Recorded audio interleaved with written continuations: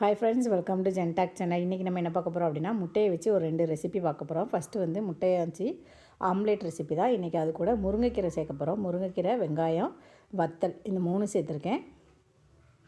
வெங்காயம் குட்டி குட்டியாக கட் பண்ணிக்கோங்க. பேனில் எண்ணெய் ஊற்றிட்டு வெங்காயத்தை சேர்த்துக்கோங்க. வெங்காயம் நல்லா கலர் மாறினதுக்கப்புறமா வத்தலும் சேர்த்து நம்ம வதக்கிக்கலாம். மிளகாய் போடணுன்னா நீங்கள் போடலாம். ஆனால் வத்தல் சேர்த்தோம் அப்படின்னா அது கொஞ்சம் டிஃப்ரெண்ட் டேஸ்ட்டாக இருக்கும். அதுக்காக நான் இன்றைக்கி வத்தல் சேர்த்துருக்கேன். இப்போ வெங்காயமும் வத்தலும் நல்லா வெந்ததுக்கு அப்புறமா நம்ம முருங்கைக்கீரை சேர்த்துக்கலாம். கொஞ்சம் வெந்தால் போதும், ஏன்னா நம்ம திரும்பியும் முட்டையை வேக தான் வைக்க போகிறோம். இப்போ முருங்கைக்கீரையும் சேர்த்தாச்சு. சேர்த்துட்டு திரும்பவும் நல்லா மிக்ஸ் பண்ணி விட்டுக்கோங்க. வெங்காயம், வத்தல், முருங்கைக்கீரை இது 3 நல்லா வேகணும். நம்ம வந்து அப்படியே நம்ம சேர்த்து பொரித்தோம் அப்படின்னா டேஸ்ட் இருக்காது. இந்த முருங்கைக்கீரை நல்லா சுருங்கி நல்லா வெந்ததுக்கு அப்புறம் தான் நம்ம வந்து முட்டை சேர்க்கணும். இப்போ முருங்கைக்கீரை வந்து முட்டையும் முருங்கைக்கீரையும் சேர்த்து செஞ்சோம் அப்படின்னா ரொம்ப சூப்பரான டேஸ்ட்டில் இருக்கும். வெறும் முட்டை சாப்பிட்றதுக்கு முருங்கைக்கீரை கூட நம்ம சேர்த்து சாப்பிட்டோம் அப்படின்னா இன்னும் நமக்கு கொஞ்சம் ஹெல்த்தியாகவும் இருக்கும். இப்போ முருங்கைக்கீரையும் நல்லா வெந்துருச்சு. அது கூட கொஞ்சமாக உப்பு சேர்த்துக்கோங்க. நான் முட்டையை வந்து இது கூட சேர்க்க போகிறேன். அதனால் முட்டை கூட தனியாக நீங்கள் சேர்க்கணுன்னா சேர்த்து கரைச்சி வச்சுக்கோங்க. முருங்கைக்கீரை வெந்துடுச்சு. இப்போ நம்ம அடுப்பை ஆஃப் பண்ணிக்கலாம். இப்போ வந்து முட்டையை வந்து ஒரு 4-5 முட்டை நீங்கள் எடுத்துக்கோங்க. நாட்டுக்கோழி முட்டை இருந்துன்னா அது ரொம்ப சூப்பராக இருக்கும். இந்த முட்டை தான் இருக்குது இன்றைக்கி. இதில் ஒரு 5 முட்டை நான் எடுத்திருக்கேன் இன்றைக்கி. முட்டையை எடுத்து கழுவிட்டு நம்ம உடச்சி ஊற்றிக்கலாம். இப்போ முட்டை வெளியில் இருக்க அழுக்கு எல்லாத்தையுமே நம்ம வந்து கழுவி எடுத்துகிட்டு அதுக்கப்புறமா உடச்சிக்கோங்க. இல்லை அப்படின்னா முட்டையை உடைக்கிறதுக்கு முன்னாடி நல்லா கை கழுவிட்டு முட்டை உடச்சதுக்கப்புறமா கழுவிக்கோங்க. கழுவிட்டு நல்லா இந்த மாதிரி பீட் பண்ணிக்கணும். ஃபஸ்ட்டு முட்டையை நல்லா பீட் பண்ணால் தான் உங்களுக்கு வந்து ஆம்லேட் ரொம்ப டேஸ்ட்டாக வரும். நீங்கள் ஆம்லேட்டாகவும் செய்யலாம், இல்லை நீங்கள் வந்து பொரித்து சாப்பிட்றனாலும் இந்த வெங்காயம் கூட சேர்த்து முட்டையை மிக்ஸ் பண்ணாலும் இந்த மாதிரி நல்லா பீட் பண்ணிவிட்டு நீங்கள் செஞ்சீங்க அப்படின்னா இன்னும் நல்லா முட்டை வந்து நல்லா சாஃப்டாகவும் ரொம்ப சூப்பராகவும் இருக்கும். நல்லா பீட் பண்ணிக்கோங்க. முட்டையை நல்லா பீட் பண்ணணும். ஒரு 5லேருந்து 10 நிமிஷமாவது நீங்கள் முட்டையை பீட் பண்ணிங்கன்னா தான் உங்களுக்கு முட்டை வந்து நல்லா சாஃப்டாகவும் ஸ்பான்ஜியாகவும் கிடைக்கும். இப்போ நம்ம ஆம்லேட் போடுறோம் அப்படிங்கிறதுனால இதை இன்னும் கொஞ்சம் நல்லா பீட் பண்ணணும். இல்லை நீங்கள் வெங்காயமும் முருங்கைக்கீரையும் கூட சேர்த்து பொரியல் மாதிரி பண்ணுறீங்க அப்படின்னா முட்டையை பீட் பண்ணிகிட்டே சேருங்க. இப்போ பாருங்கள், நம்ம வதக்கி வச்சுருந்த வெங்காயம், முருங்கைக்கீரை, வத்தல் எல்லாத்தையும் சேர்த்துட்டு திரும்பவும் இதை நல்லா பீட் பண்ணணும். அந்த வெங்காயம் கூட முருங்கைக்கீரை கூட எல்லாமே முட்டை நல்லா மிக்ஸ் ஆனதுக்கப்புறமா இன்னும் ஒரு நல்ல ஃப்ளேவர் கிடைக்கும் நமக்கு. இதை நல்லா பீட் பண்ண தான் உங்களுக்கு என்ன செய்யும் அப்படின்னா முட்டை வந்து ஆம்லேட் நல்ல சாஃப்டாக இருக்கும். எப்போவுமே முட்டையை வந்து ஜஸ்ட்டு உடச்சிட்டு அப்படியே நம்ம கலக்கி போடாமல் இந்த மாதிரி நீங்கள் செஞ்சு பாருங்கள். சாதாரண ஆம்லேட் செய்கிறதா இருந்தாலும் முட்டையை நல்லா கலக்கிட்டு செஞ்சீங்க அப்படின்னா ரொம்ப சூப்பரான டேஸ்ட்டில் கிடைக்கும். இப்போ இதை நான் வந்து ஒரு 10 நிமிஷத்துக்கு நல்லா மிக்ஸ் பண்ணியாச்சு. இப்போ இதை நம்ம தோசைக்கல்லை சேர்த்துக்கலாம். ஒரு பேன் எடுத்துக்கோங்க. பேனில் என்ன செய்ய போகிறேன் அப்படின்னா எண்ணெய் எதுவும் சேர்க்கலை, ஏன்னா நான்ஸ்டிக் பேனுங்கிறதுனால எண்ணெய் சேர்க்காமலே நான் சேர்க்க போகிறேன். இப்போ நம்ம தோசை ஊற்றுற மாதிரி நமக்கு வந்து முட்டையை ரெடி பண்ணியாச்சு. இப்போ தோசைக்கல்ல நீங்கள் என்ன செஞ்சுக்கலாம் அப்படின்னா ஒரு 2 கரண்டி எடுத்து நீங்கள் ஊற்றிக்கலாம். உங்களுக்கு சாஃப்டாக வேணும்னா ஒரு கரண்டியே போதும். கொஞ்சம் திக்னஸாக கொஞ்சம் தோசை மாதிரி வேணும் அப்படின்னா நீங்கள் கூடுதலாக 2 கரண்டி யூஸ் பண்ணிக்கலாம். பெப்பர் வேணும்னு நினைக்கிறவங்க பெப்பர் சேர்த்துக்கலாம். முட்டை வந்து வெந்துடுச்சான்னு செக் பண்ணிக்கோங்க. இப்போ இது கொஞ்சம் வெந்துடுச்சு. ரொம்ப தீஞ்சிடுச்சு அப்படின்னாலும் என்ன ஆகும் அப்படின்னா நமக்கு வந்து முட்டை டேஸ்ட் இருக்காது. அதனால் லைட்டாக வெந்த உடனே நான் திருப்பிட்டேன். இப்போ இது வந்து 2 பக்கமும் நல்லா வெந்துடுச்சு. இதை நம்ம ஒரு பிளேட்டுக்கு மாற்றிக்கலாம். இதே மாதிரி நான் மீதி இருக்கிற 2ஐயும் 2 வாட்டி முட்டையை ஆம்லேட்டை இந்த மாதிரி போட்டு எடுத்துக்கிட்டேன். இப்போ முட்டை ஆம்லேட் ரெடி ஆகிடுச்சு பாருங்கள். ஒரு சூப்பரான சிம்பிளான ஆம்லேட் ரெசிபி ரெடி ஆகிடுச்சு. இன்னொரு வாட்டி நம்ம இதை மாதிரி போட்டு எடுத்துக்கலாம். திரும்பியும் நான் வந்து கொஞ்சம் திக்னஸ் அதிகமாக சேர்க்க போகிறேன்.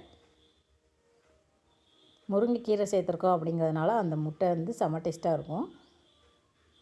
நம்ம வெங்காயம் எல்லாம் வதக்கிட்டு சேர்க்குறதுனால அந்த ஆம்லேட்டே ஒரு டிஃப்ரெண்ட் டேஸ்ட்டில் இருக்கும். இது வந்து பெரிய வெங்காயம் சேர்க்குறது பதிலாக நீங்கள் கொஞ்சம் சின்ன வெங்காயம் சேர்த்திங்க அப்படின்னாலும் அது இதை விட இன்னும் நல்ல டேஸ்ட் இருக்கும். ஆனால் ஆம்லேட்டுக்கு வந்து சிலர் வந்து பெரிய வெங்காயம் தான் நல்லா டேஸ்ட்டாக இருக்கும் அப்படிங்கிறதுனால நம்ம வந்து பெரிய வெங்காயமே சேர்த்து பழகிட்டோம். நான் மீதி இருக்கிறதையும் சேர்த்துட்டேன் பாருங்கள். இந்த மாதிரி எல்லாத்தையுமே சேர்த்தாச்சு. இதுவும் கொஞ்சம் நல்லா திக்னஸாக தான் இருக்குது. மிச்சம் 5 முட்டையில் நான் ஒரு 3 ஆம்லேட் செஞ்சுருக்கேன். உங்களுக்கு 5ம் வேணும் அப்படின்னா ஒவ்வொரு ஸ்பூன் ஊற்றி செஞ்சீங்க அப்படின்னா உங்களுக்கு 5 ஆம்லேட் கிடச்சிடும். நான் வந்து 3ஆக யூஸ் பண்ணியிருக்கேன். இப்போ 3 ஆம்லேட் ரெடி ஆகிடுச்சு சூப்பராக. அவ்வளோதாங்க, இது முருங்கைக்கீரை முட்டை ஆம்லேட் ரெடி. அடுத்து நம்ம என்ன செய்ய போகிறோம் அப்படின்னா, முட்டையை வச்சு ஒரு முட்டை கீமா மாதிரி செய்ய போகிறோம். அது வந்து சப்பாத்திக்கு சைடிஷாக யூஸ் பண்ணிக்கலாம். சாதத்தை விட சப்பாத்தி, தோசை, பூரிக்கு தான் அது டேஸ்ட்டாக இருக்கும். முக்கியமாக சப்பாத்திக்கு ரொம்ப டேஸ்ட்டாக இருக்கும். இப்போ முட்டையை எல்லாத்தையும் நம்ம வேக வச்சு எடுத்துக்கலாம். நான் வந்து இதில் வந்து ஒரு 5 முட்டை மட்டும் சாதத்துக்கு யூஸ் பண்ணிவிட்டு மீதி இருக்கிற 5ஐயும் சப்பாத்தி குருமாவுக்கு ரெடி பண்ண போகிறேன். அதுக்காக இதில் வந்து ஒரு 5 முட்டையை நல்லா உடச்சி எடுத்துக்கலாம். முட்டை நல்லா வெந்ததுக்கப்புறமா ஜஸ்ட் இந்த மாதிரி ஒரு ஸ்க்ரப் பண்ணாலே முட்டை தோல் எல்லாமே உடஞ்சிரும். பாருங்கள், ரொம்ப ஈஸியாக நமக்கு உடச்சி எடுத்துடலாம். இந்த மாதிரி முட்டையை நீங்கள் என்ன செஞ்சுக்கலாம் அப்படின்னா உடச்சி எடுத்து வச்சுக்கோங்க. மீதி இருக்கிறதையும் நான் இந்த மாதிரி உடச்சி எடுத்துட்டேன். இப்போ பாருங்கள், ஒரு 5 முட்டை நான் எடுத்து வச்சுருக்கேன். அவிச்ச முட்டையை இந்த மாதிரி எடுத்து வச்சுக்கோங்க. ஒரு பேனில் எண்ணெய் ஊற்றி கடுகு சேர்த்துக்கோங்க. அப்புறம் வெங்காயம், தக்காளி, ஒரு பச்சை மிளகாய், வத்தல் வேணும்னா நீங்கள் சேர்த்துக்கலாம். ரொம்ப ஈஸியாக இந்த கீமா செஞ்சிடலாம். இப்போ பேனில் கடுகு பொரிஞ்சதுக்கப்புறமா வெங்காயம், தக்காளி, மிளகாய் சேர்த்துக்கோங்க. இதெல்லாம் நல்லா வெந்ததுக்கப்புறமா நம்ம வந்து முட்டையை சேர்த்துக்கலாம். அதுக்கு முன்னாடி வெங்காயம், தக்காளி நல்லா வேகட்டும். இந்த முட்டையை வந்து நம்ம என்ன செய்ய போகிறோம் அப்படின்னா, கேரட் திருகிறத வச்சு நல்லா சாஃப்டாக திருகி எடுக்க போகிறோம். உங்களுக்கு குட்டி குட்டியாக கட் பண்ணி எடுக்கணுனாலும் நீங்கள் கட் பண்ணிக்கலாம். இன்றைக்கி நம்ம வந்து கேரட்டு திருவுற அந்த திருகி வச்சு தான் திருக போகிறோம். வெங்காயம் நல்லா வெந்ததுக்கப்புறமா வெங்காயம், தக்காளி, பச்சை மிளகாய் இந்த 3 இன்க்ரீடியன்ஸ் தான் சேர்த்துருக்கேன்.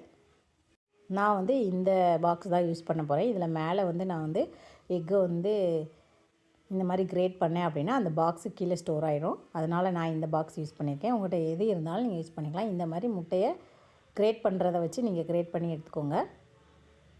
இப்போ இருக்கிற எல்லா முட்டையும் இந்த மாதிரி எடுத்துட்டோம் அப்படின்னா நமக்கு நல்லா குட்டி குட்டியாக சாஃப்டாக கேரட் மாதிரி நல்லா பொடிசாக நமக்கு கிடச்சிரும். அது ஒரு டிஃப்ரெண்ட் டேஸ்ட்டாக இருக்கும். நம்ம சாப்பிட்றப்ப ரொம்ப டேஸ்டியாக இருக்கும்.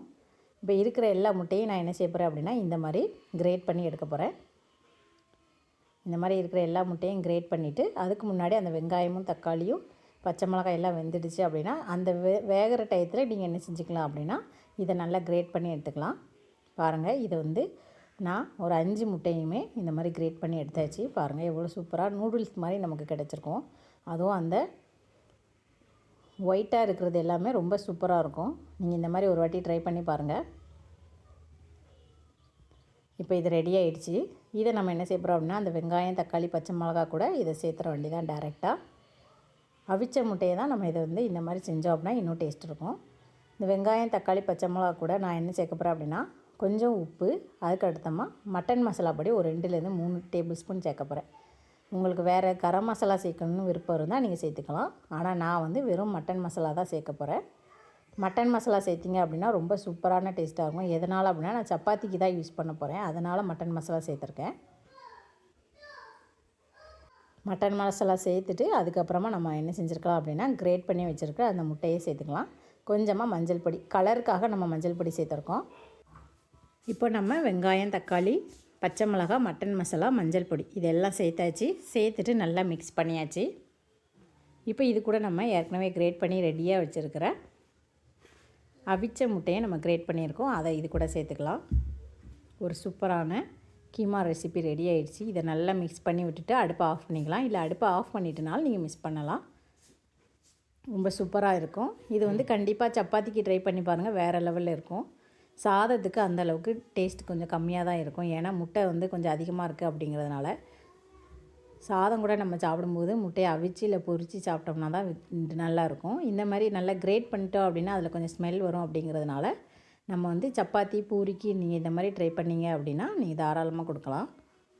கிட்ஸுக்கும் நம்ம சப்பாத்திக்கு இந்த மாதிரி ரெடி பண்ணி கொடுங்க.